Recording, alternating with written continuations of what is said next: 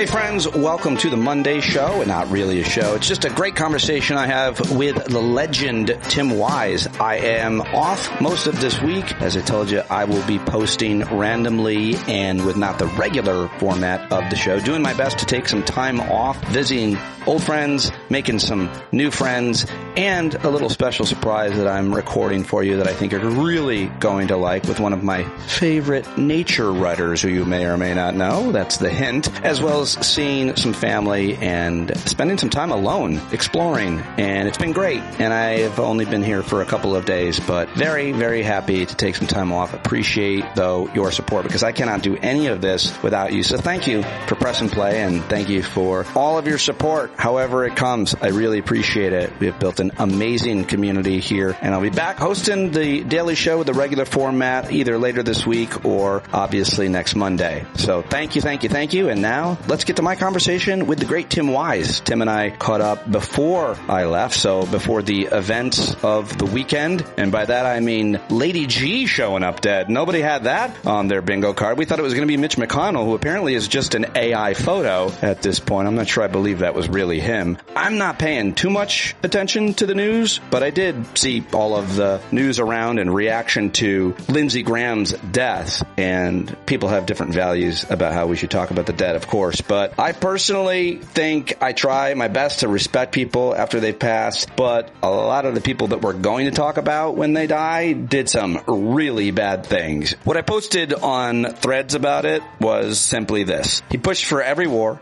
He pushed for every judge. He was the worst of the worst. He was a pilot fish who was John McCain's best friend but could not wait to get in bed with his new man who savaged that best friend. He was the emptiest barrel, and his legacy will be as a warmongering bootlicker. So, there you go. That's what I thought about it. Anyway, I don't have too much more to add, plus I have this shitty microphone that I'm recording on that some of you will notice. And so I want to jump to my conversation with Tim Wise. I may be back tomorrow, but if I'm not, don't replace me. I don't want to become Pete Best or Wally Pipp. Look it up. If you know, you know. All right, Tim Wise is one of my favorite people. He's one of the best writers. He is one of the most prolific speakers and powerful speakers, and I always love talking to him. You can support him at the African American Policy Institute. You can buy all of his books, and he's going to be starting a new course that you can sign up for. We talk about that in a moment. Of course, follow him on all the social medias. All the links to Tim and all of my guests are in today and every day's show notes. Thanks so much for supporting me. Patreon.com/Pete Dominic. Let's do it right now with Tim Wise.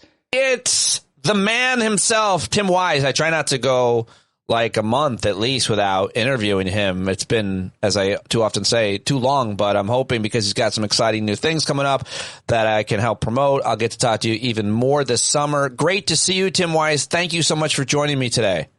You bet. Good to be here. You are one of my favorite people to talk to, one of my favorite people to read. I just noticed you posted a rant, an unruly but well-written, as always, rant on Facebook that I want to talk to you about. So I was happy to see that. It has something to do with Graham Plattner and everything around it. I got to talk with you about that, of course. But I first want to just ask you how your Independence Day. Did you celebrate America? What do you probably have some kind of tradition that you do? Maybe you burnt a flag with an M80 that went awry? Sure. No, I do, what I always do. I sit around and, I read some radical literature from someone who, celebrates an alternative sort of understanding of the country. And so, whether that's James Baldwin or Angela Davis, or whether that's, Frederick Douglass or whoever it might be, I just do that, it's not very exciting. It's not particularly revolutionary, but it's just a reminder, right, that there's always been these alternative traditions, and that while other people are out, in Washington sweltering in the heat and looking at, a very uninspiring fair that the president put together and dunking themselves in baptismal pools and looking at, are they doing, is that, I don't know if you're joking. That's what happened. I mean, there was some woman that dunked herself in a baptismal pool to cool off at the fair that Trump put on. But wait, that's different. Hold on. There's two things happening. I just want to be clear. There was a baptismal pool on the mall. That's a story. They had a baptismal pool at the Trump fair? Of course they did. Yes, of course. So you could go to the fair to get baptized. Apparently, but this woman decided to dunk herself. Well, I mean, I would do that too if I were that hot. But I guess. Did she accidentally convert to evangelical Christianity as well? I don't know. I don't know if I don't know. But that was what they were doing. I was reading radical literature and whatever. But, no, I mean, it's a shame. It really was a shame. Not that I am anyone's definition of a patriot, like in the traditional sense. I'm obviously not. But, I remember, as so many do, I remember the bicentennial. I was young. I was 8. And I didn't think it was a real big deal. I was a little too young to really appreciate it. But I have to say, it would have been nice to be able to have the 250th be something that progressives could have embraced from a radical space. It would have been nice, right? To be able to have it be something that we could have said, you know what, we're going to try to recapture an alternative understanding of what this country is. And we're going to stand up and be proud of the people who fought to make it what it should have been, but has never been, right? And unfortunately, we haven't had that opportunity because this asshole is the president of the United States. And so it's a real loss for the country because what could have been that has been marred by the reality of who is in charge of the country. And I think, it's a real loss, even though I don't consider myself a flag waving, red, white, and blue wearing, rah, cis boom bah American patriot in that sense. There's a lot of incredible people who have fought to make all of those words in the Declaration, which the president can't remember, and he fumbled them the other day and got them wrong. Shocking. There are a lot of people who fought to make those words real. And it would have been nice to celebrate them, but instead we have a president who'd rather us forget them, as he obviously has.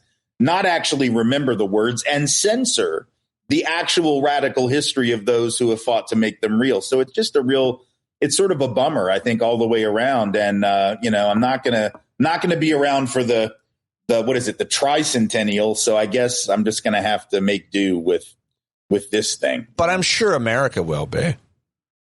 I don't know, really. I'm not altogether positive about this version of America. Wanted to ask if there's anything that jumped out this Supreme Court term that was particularly most outrageous to you or set us back more than something else. I don't know how closely you followed it a couple weeks ago, but certainly we moved past these decisions pretty quick. But once they actually hit the ground and become policy, or those rights are actually taken away in the case of voting rights, or more rights are given in the case of the president of the United States, who's got more power now. Any conclusions, Tim Wise, to our Christian nationalist-led Supreme Court? Well, obviously, I mean, for me, the biggest blow of the Supreme Court term is the Calais decision that, essentially has driven a stake through the heart of the Voting Rights Act, which John Roberts has been looking to finish off, since he was a clerk in 1980 or whatever it was, 1981. And they've done it. I mean, this was the crown jewel of the civil rights movement. It was one that, was so understood to be sort of a bipartisan victory that the Republicans themselves had been, reauthorizing it along with Democrats year after year. In the 1980s, it was Republicans and Democrats who came together when the courts had originally done what this court did, or the courts originally had, in fact, said, for instance, that in order to prove discrimination under the Voting Rights Act, you had to prove that decisions had been made intentionally to discriminate against black voters. And the Congress went in and fixed that and said, no, actually, that's not what we want it to say. And they said, actually, even if the decisions have the effect of discriminating, we want that to be illegal too. So the Congress went in, the lawmakers went in and fixed that. And normally conservative judges say, we want to follow the lawmakers. We don't make the law. That's what judicial restraint is, right? And yet this court went in and said, screw that. We're going to actually go back to the other reading, even though the lawmakers overturned that reading. We're going to go back to what we originally had said before. before they fixed it. And so now we're in a situation where black voters can have their votes diluted. We have these states in the South that are actively trying to do that by taking black voters, like in Memphis. I mean, I'm in Tennessee, as your listeners, most of them probably know. And here the lawmakers have gone into Memphis, which is, a majority black city, into Shelby County, and they've split the Memphis seat into three parts and have done it in a just absolutely bizarre way, stretching the district all into hundreds of miles away so as to encompass a lot of rural and semi-rural areas that are overwhelmingly white. And they've done it so that in none of those districts will black folks be more than, like, I think 28 or 29% of the votes. And it's obvious that they've done it for racial reasons. It was so obvious that when the state legislature asked these lawmakers a couple of questions, because what they were saying was, we didn't do it for racial reasons, right, because the court said you can't do that. You can do it for partisan reasons, not racial reasons. They said, we didn't do it for racial reasons. We did it for Republican advantage. It's just partisanship. And the Democrats, in the State House were smart. They said, well, let me ask you a question.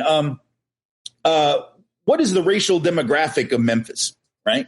And it's obvious. Everybody knows that it's mostly black. And the Republicans who had just done this gerrymandering said, I don't even know. I don't know what the racial demographic of Memphis is. Now, if you're going to lie about something so obvious as that, then it's pretty obvious that you're lying about your motivations. That's what we call pretty strong circumstantial evidence that you're being deceptive. It's obvious that they are trying to dilute the black vote, even though it is also obvious that the people of Memphis, comprise a compact, culturally consistent community that deserves representation. It's not as if that district had been cobbled together by Democrats who were just trying to take black folks and give them some special district. That is a compact community that deserves representation, just like the Mississippi Delta that Benny Thompson represents is a community that deserves representation. So when the right is calling that electoral DEI, they're calling those representatives DEI representatives. No, they're not. They represent communities of common concern and interest and history. They represent communities that have commonalities of interest and deserve representation. But now they won't have representation because of what the Supreme Court has done. So it is absolutely abhorrent what the court has done, and it is a blow at one of the most important victories of the civil rights movement. Yeah, we're already cooking with Tim Wise. I feel like the question that was asked to one of those Republican state Tennessee lawmakers was even more pointed, or maybe I have this wrong, but it's like something like, do you know that Memphis is a majority black city? And the guy's like, no, I didn't know that. And it's like 60%, or believe me, right? Like, white people know if there's any black folks around, much less a lot of them. Like, don't go down there. Why? Oh, because there's a lot of black. Like, stop it. You know that they live with that nonsense their entire lives and talk that way. So it was so. I think people laughed when he answered. Like, it was an absolutely absurd answer. He said he had no idea that Memphis was majority black, and and then the follow up question was even better. They said, "So how did you? You're saying it was for partisan reasons. How did you split the district? What information do you use to draw the lines?" And the Republicans said, "We used census information." And the Democrats said, "Oh, that's fascinating, because census information doesn't tell you what people's party affiliation is, but it does tell you what their racial identity and ethnic identity is." So once again, when you say you use census data, you're admitting that you drew the lines on the basis of race. Now, theoretically, having admitted that, the courts should invalidate what the state of Tennessee did, even using the Supreme Court standard in Calais, because the Supreme Court said you cannot gerrymander if you do it for racial reasons. But are they really going to interpret it that way? Are they going to apply the law that way? Probably not, because Sam Alito and his merry band of reactionaries want to kill the Voting Rights Act, and now they've done it. They look at the crossing of the Edmund Pettus Bridge and the fight that Dr. King and the civil rights movement fought to get the Voting Rights Act as something that doesn't inspire. They see that as something that I guess was was a mistake, or at least something that is ancient history that we don't need to worry about anymore, because that's been their view, right? They think that we've made so much progress, we don't need this. That was John Roberts' view back in 2013 when they got rid of Section 5, when they eviscerated Section 5 of the Voting Rights Act, which used to require pre-clearance. Whenever southern states wanted to make a change in their voting procedures, they had to get permission from the DOJ, because we had a history of discrimination down here, as I think everybody knows. So if you wanted to make a change, you had to make sure to get permission just to make sure it wasn't discriminatory. And the court said, you don't have to do that anymore. And famously, what John Roberts and the rest of the court argued was, we've made so much progress in the South. He said, black folks are voting at rates that are even higher than white people in the South. Well, number one, that was only because Obama had been on the ballot in 2008 and 2012. So that was sort of an outlier. But more importantly, as Ruth Bader Ginsburg noted in her dissent, to say that the fact that black folks were voting at higher levels because of the Voting Rights Act, somehow that proves you don't need the act, is like saying if you're walking around in a thunderstorm with an umbrella and not getting wet, you might as well throw away the umbrella, right? It doesn't make any sense. The reason you're not getting wet is because you have the damn umbrella. The reason that black folks are able to vote and are voting in higher numbers is because you have the Voting Rights Act. If you weaken the Voting Rights Act and make it harder for folks to vote, or in this case now dilute their vote, then in effect, you are not going to have that same level of participation, or at the very least, not the same level of political power as what black folks have been able to have in the years prior to what has just happened. That's the tragedy. So well explained, as always. Did you hear that the other night before Orange Julius Caesar was going to give a speech? There was this big storm and they evacuated the Trump Fair, and a lot of the people had to find refuge in the African American Museum, and people were posting that the ancestors made it happen so that those folks would get an education by accident. Yeah, well, it needs to be fumigated. They need to fumigate the museum, because those folks have sullied it. None of them have ever been in there, I'm sure, at any other time.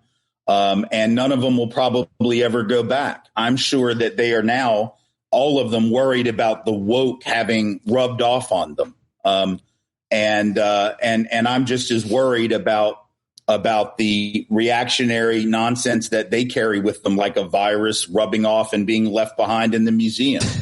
So I hope they'll fumigate it. I really do. I think it's a travesty that they put them there, because this is an administration that doesn't even think that building ought to exist, doesn't think that building ought to even be there. Were it up to them, it wouldn't be there. I think that those folks, if you really wanted to go and celebrate this country with that schmuck, you should have had to stand in the rain.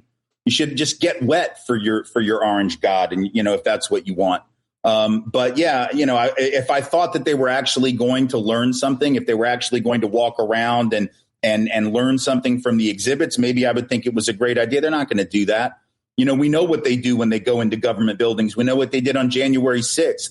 They just shit in government buildings. That's what they do. They defile government buildings. They don't respect government buildings. They defecate in government buildings. That's who the people are that come to Donald Trump sponsored, branded, encouraged events. So I just assumed they hadn't gone in there at all, personally.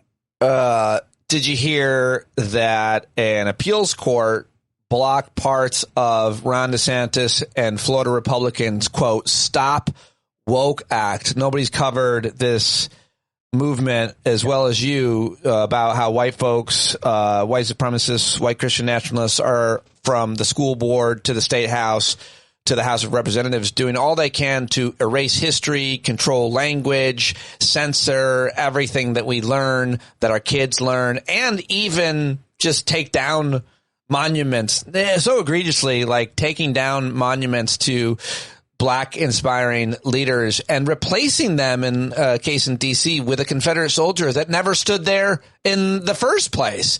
So they couldn't be more overt about it. But hey, at least this court blocked part of Florida's Stop Woke Act. That's progress, Tim. No, it absolutely is. And it's worth noting that the courts have consistently, in every case that has been adjudicated, they have ruled against these anti-DEI executive orders. They have ruled against everything that this administration has tried to do to eradicate DEI efforts, to clamp down on free speech, it's happened over and over and over again. It doesn't get very much media attention, but they have lost in these cases time and time and time again at the federal level. And now this state law, as you said, at the circuit level, at the circuit court level, has been invalidated on a 2-1 decision because the court recognized that what Florida had done was basically what they were telling state professors in the state university system was that they could not. It was very vague, and it was written in such a way that it was, and that was one of the reasons the court invalidated it, was that they could not promote or push any of a series of ideas, including obviously some that we wouldn't want a professor to push, like the idea that any race is inherently superior to another, but then other ideas like the idea that somebody should feel bad about what their race has done to another race. Now, what does that mean? Does that mean that you're going to get in trouble if you talk about the history of enslavement and that might make somebody feel bad?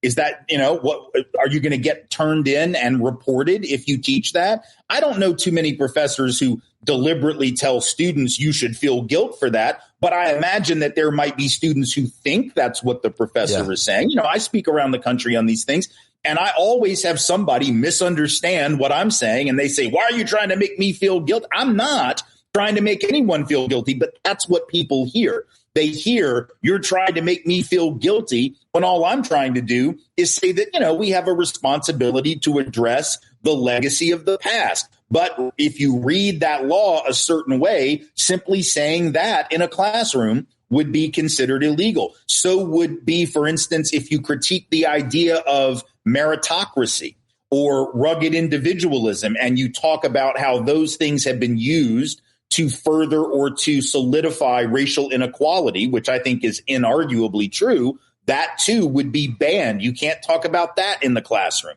If you talk about how colorblindness and treating people in a colorblind fashion can lock in racial inequality, that would be banned under this law. And the court was saying, look, that's absolutely ridiculous. Number one, the vagueness, of course, but more importantly, this is viewpoint discrimination. This is classic free speech doctrine. You cannot do that. And what Florida was saying is, we pay the salaries, we can make the rules. And what the court was saying, no, you don't get to do that. You do have some flexibility to say that if it's a K-12 school. There is precedent that K-12 teachers can, in fact, be limited in what they can say, because there is some degree to which the state does have the ability to control curriculum in primary and secondary. Right.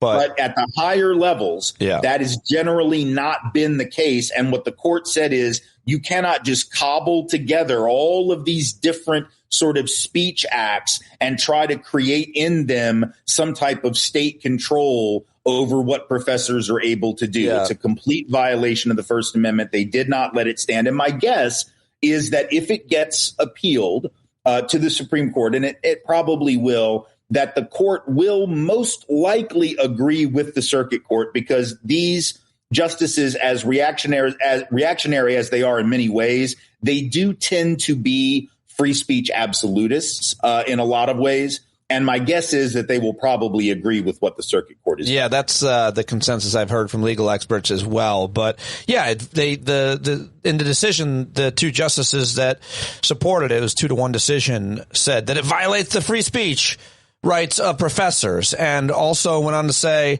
that it labeled Florida's rules as positively dystopian, Tim, and that the law is a, quote, breathtaking assertion of power to ban unpopular ideas from public discourse in a very classroom space where students are supposed to, quote, puzzle through ideas that are good and bad, easy and hard, ideally getting ever closer to their truth. Part of the decision there, I'm reading from a Politico story. But by the way, I asked Tim before we started, hey, are you familiar with this decision? Not only is he familiar, he perfectly explained it just now off the cuff. You are, as my friend Will Judy says in the chat, who's a big fan of yours, a national treasure. We're here with national treasure Tim Wise, everybody. And so he's also obviously amazing on race. He's written so many books and articles about it that everybody should own, but also great on gender. Love talking gender with Tim. We like to bash straight white men together, and we are straight whites, and far from perfect, both of us. But this issue with Graham Plattner, you've written and talked a lot about. What are your top line reactions to this guy who you called, I believe you called him mediocre? Yeah. Well, here's the thing. I want to say this first. I know people, very smart people, and people I respect in Maine and around the country who supported him and who believed in him and believed that he was best positioned to beat Susan Collins. And they know Maine politics better than me, so I'm not in a position to question their math on that. But I fell for it too. When I first saw him sort of burst onto the scene, I was like, oh, that's pretty cool. That's new. That's different. But yeah, I was like, my quick reaction was like, that's a guy who could beat Susan Collins in Maine, and he's saying some policies that sound, quote, mainstream for the rest of the world. Yeah. I mean, I thought his take on Gaza was great. I thought his economic populism stuff was great. So I mean, it was all good. But as things started to come out, I started to hold my breath a little bit, and I stopped commenting on him at all. I didn't turn on him when the little things started to come out, but I just was like, what is this? And this is starting to make me a little nervous. And then when the stuff came out about his history with women, that was when I was like, man, there's something really not kosher here. And then when the last thing came out, it just hit me what had happened, which is that we had fallen, many of us, myself included, because I'd fallen for it early. I think that what happened is we fell for the mediocre white guy in a way that we never, I don't think ever would for anybody who wasn't a white guy. White guys with no qualifications, really and truly. No qualifications, no history, no background that would recommend them for a position of this type. All they got to do is come on, say the right words, genocide and oligarchy in this case. They got a smoker's voice, a working class persona, even though he didn't grow up working class. He's not that. That's not his background. But he's got the smoker's voice. He shucks oysters, whatever. And he drinks beer, and he was in the military, and all of a sudden this idiot that drafted him, this Arnoff guy, whatever, this consultant, this wonder kid out of Brown a few years ago who thinks that he's, going to be the next big thing in consulting, who admits that he didn't vet Graham Plattner. Yeah. See, if I'd known that shit, I would never. And this is what I ranted about on Facebook. This is what pissed me off so much. I saw the interview finally that he did with the Wall Street Journal, where the guy asked him about vetting, and he and his, I don't know who this is, this young woman that was with him, but they giggled like they were 11 when they were asked about vetting. Yeah, they giggled like children, like that was the dumbest boomer question that anybody could ever ask. Like, like that's some funny shit. Like, no, asshole, that's what you do when you're a political consultant. And now it came back to bite you on the ass. It's not enough to say genocide and oligarchy. It's not enough to say a couple of magic words that leftists want you to say. It's not enough to say what Bernie wants you to say. It's not enough to say what the folks at the Gaza encampments want you to say if you're, I don't know, a rapist. Like, that's actually more important. Do your due diligence before you go drafting candidates. And the thing that pisses me off is that I think it speaks to this deeper problem within both the Democratic Party, but also just the liberal left world, which is we're so desperate. Some people are so desperate for an anti-establishment, contrarian sort of, F the establishment, screw the Democrats, they suck. We got to find somebody that's on an outsider, this whole populist thing. We got to, that they're so desperate for that they'll just, as long as you're good on the issues, as long as you say the magic words, we don't care about your character at all. We don't care who you are. And we definitely don't care if you do sexist shit, because that's just identity politics. We don't care if you said racist and homophobic shit on Reddit, because that's just identity politics. As long as you're good on class, and as long as you're good on Gaza and empire, American empire and class, then that's all we care about. And that kind of shit is disrespectful to the base of the Democratic Party, which, as I note in this thing, it's really interesting to me that all of this really hyper criticism of the Democratic Party establishment has, and I have all kinds of criticisms of the Democrats, as you know. I'm much further to the left than they are, but I cannot help but notice that all of this screw the Democratic Party establishment, they're a bunch of sellouts, they're a bunch of apologists for corporations and genocidists and all that, has happened at the very same moment that the base of the party has become increasingly black folks and black women. I'm not going to ignore that. I'm not going to ignore the fact that the people who are at the base of this party are increasingly folks of color, and especially the most loyal base are black folks and black women. And all of these folks with their Jacobin subscriptions and their DSA memberships, and I don't care. Like, that's fine. I'm not against that. I agree with a lot of DSA principles.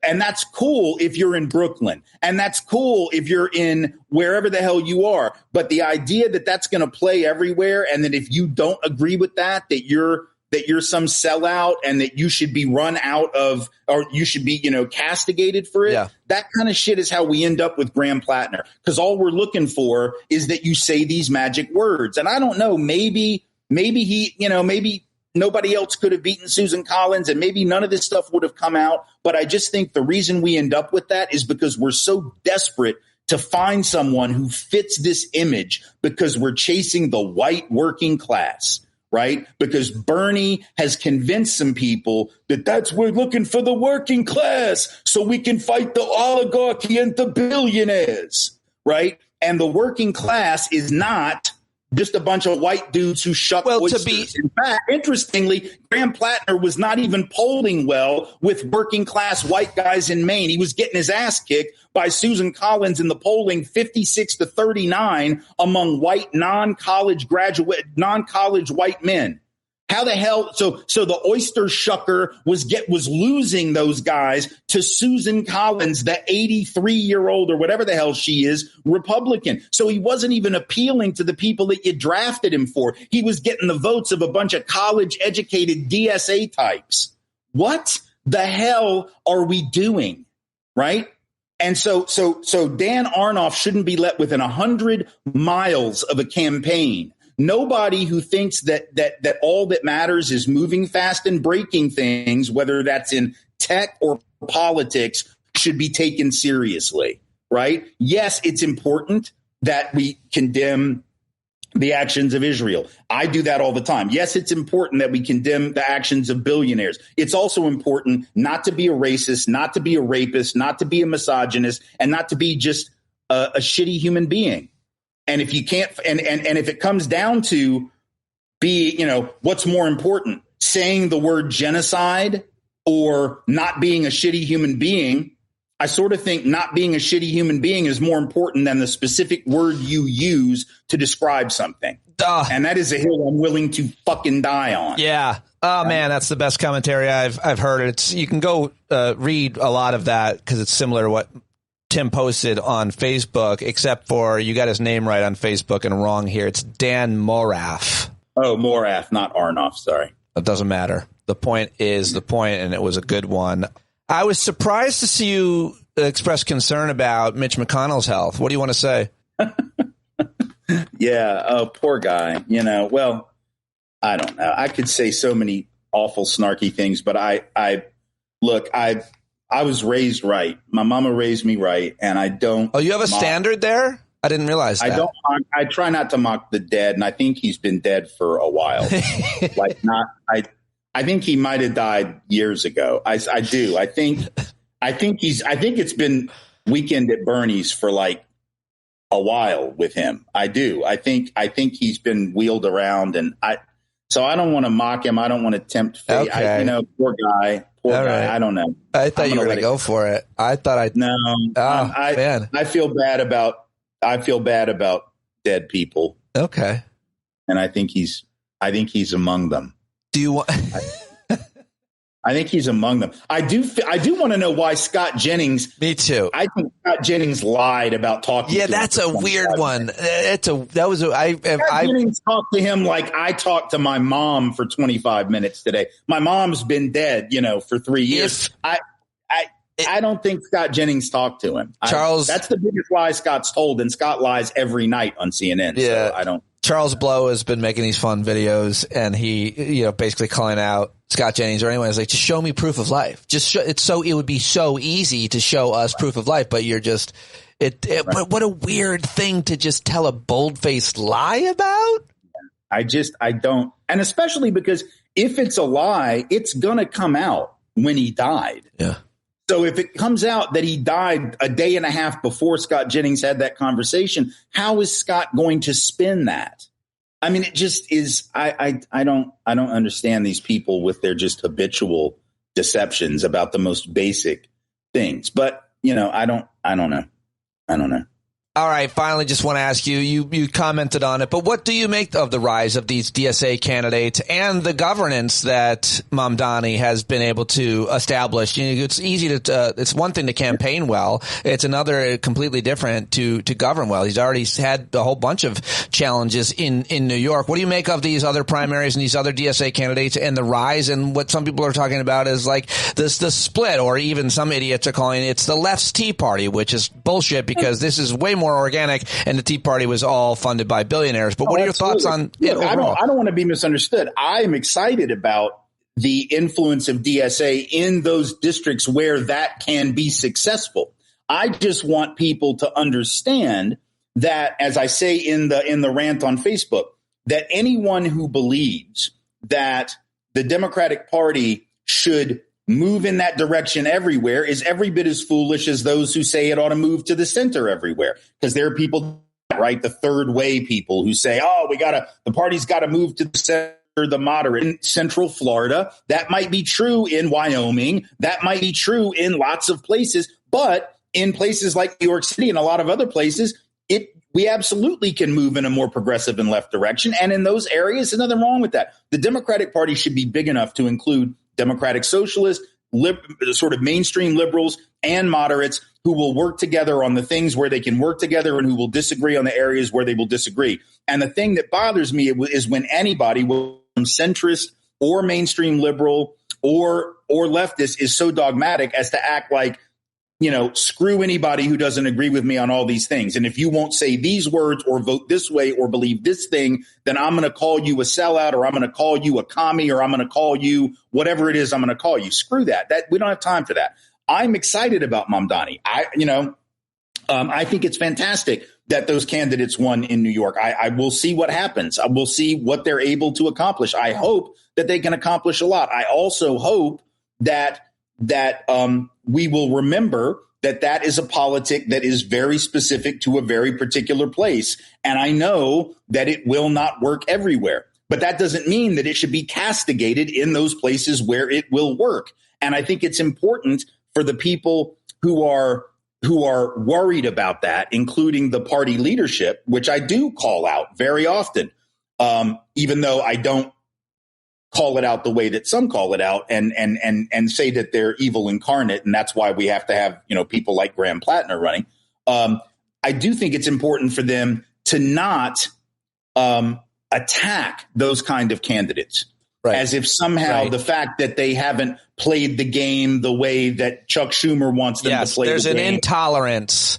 Right. There's no reason to be intolerant of them. Look, the DSA was founded by Michael Harrington for the very specific purpose of bringing a socialist, or really social democratic. If you look at Harrington's politics, it was really social democracy, Harrington was a socialist, but it was a way to bring socialist politics into the Democratic Party. It was not a vanguard revolutionary party. It was a way to bring that politics into the existing two-party system. And that's what these folks are trying to do. They are trying to do this through electoral means. They are trying to play the game the way it is played, and they are representing their constituents. Let's remember that is what it is to be a representative. That's what everybody needs to remember. The House of Representatives is just that. So if the people in your district feel that they would be best represented by a socialist, which if they vote for you, that's what they're saying. Right.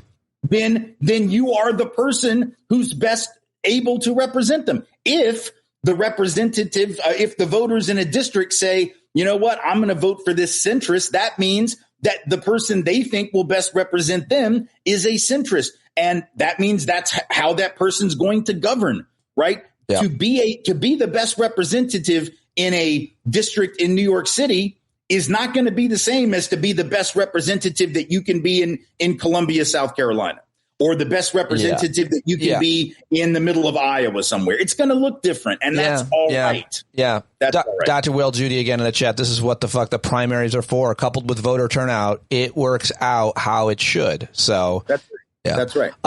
Tim, national treasure. Thank you so much for joining me as always. Go buy all his books. Go follow him, support him, and of course the African American Policy Forum, where he is a senior fellow, and some new stuff coming. Very excited about that. Tim is going to teach us in the very near future. So looking forward to that. And when we talk again, man, thank you. Absolutely, thank you. All right, another great conversation with Tim Wise. I'm going to go back to my vacation. I hope that you are doing okay. Thank you for listening today. Thank you for your support. And I probably won't be here tomorrow, so don't worry about me because I'm doing good things, finding my peace. I hope you're finding yours. I love you. John Carroll, take us out. When the tyrants taunt you and the sirens teach you, better stand up. Stand up. Let the brave meet the challenge. Let the weak flee. Oh, you better stand up. Stand up. When you're tired of begging, saying pretty please, that's the time you gotta finally get up on your knees. When you can't see the forest for the burning trees, you got to stand up. Hey, you've been sitting so long, you got the creaky knees, you got to stand up. Stand up. I think you're driving wheels been leaking grease. Boy, you better stand up. Stand up. Well, there's a whole lot more of us who know what is right. They'll keep right on ignoring us if we keep sitting tight. You got to open up the window to let in some light. You got to stand up. That's right. You got to rise up. You got to stand up. You got to stare the devil straight in the eye. You got to let him know it's his turn to go. See it clear when all you hear is a lie. Don't get up off of your butt, get down off of your fence. Even if it ain't a very friendly audience, well, they'll begin to listen when you start making sense. And you stand up. Stand up. No need to point your rifle to defend your town. Just stand up. Stand up. You know they can't deny you what you're laying down. Oh, you better stand up. Stand up. Show your face of every color, yellow, black, red, and brown. She's the place where every lost child will finally be found. There's only one thing to do before we stand our ground, and that's stand up. Stand up. Well, the founding fathers saw a land for all. They had to stand up. They had to stand up. They had a keen imagination for a crystal ball, drawing all the plans of a stand up. But all they had to go on was the time they were in, with other causes for laws, and since they weren't even sin, they knew that change was gonna come before the change could begin. They had to stand up. All right, they had to stand up. We got to stand up. We got to look the devil square in the eye. We got to let him know it's his time to go, and make it clear when all we hear is a lie. While you lying awake wondering where the money all went, it'll be the cost of freedom that'll go unspent. You can see him flee the scene of that experiment if you stand up. All right, we got to speak up, we got to reach up, and raise your voice in every way you know how. Don't be toes up, you got to show up. Ain't no better time to do it but now. No need to pledge allegiance to no wanton tribe. Rise up, show obedience listening to the voice inside. And listen well and it'll tell you not to run and hide. It says stand up.